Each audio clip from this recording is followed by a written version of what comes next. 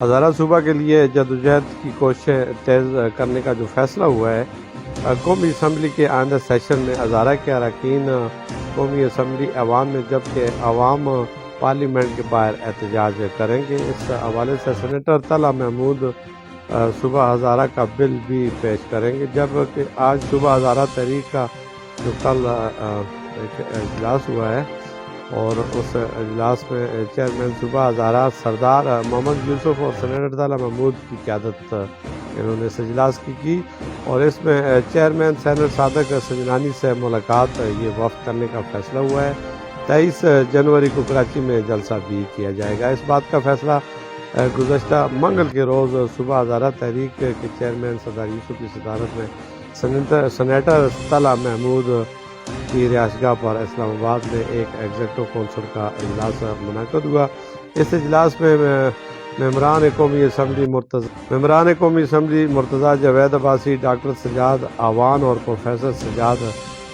قمر کے علاوہ ضلع ناظم سردار شیر بہادر، جمعیت علماء اسلام کے امیر مولانا عبدالمجید ہزاروی،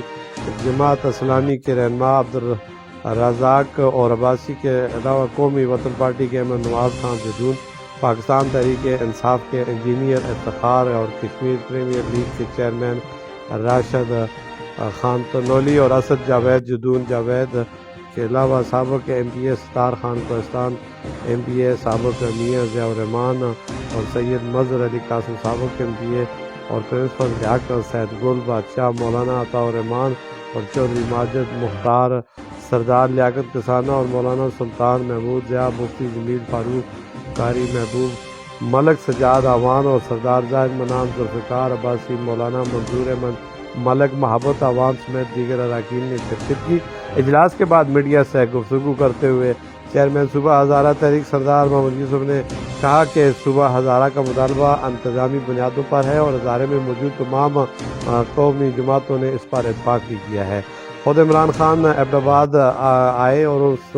کی حمایت بھی کر چکے ہیں، جبکہ سردار یوسف نے مزید کہا کورونا کے بعد بڑے پیمانے پر سامنے لا رہے ہیں۔ قومی اسمبلی کے آئندہ سیشن میں ہزارہ کے ممبران اپنے حق کے لیے صدا بلند کریں گے، جبکہ پارلیمنٹ کے باہر عوام احتجاج بھی کریں گے۔ 23 جنوری کو کراچی میں ایک بڑا جلسہ بھی کیا جائے۔ انہوں نے کہا کہ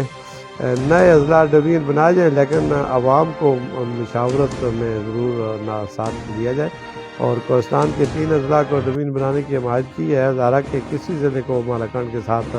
انضمام کی اجازت نہیں دیں گے۔ اس موقع پر سینیٹر طلحہ محمود نے گفتگو کرتے ہوئے کہا کہ چیئرمین سینٹ سے بات کی ہے اور پورا مقدمہ بریف بھی کیا ہے۔ بدھ کے روز یعنی آج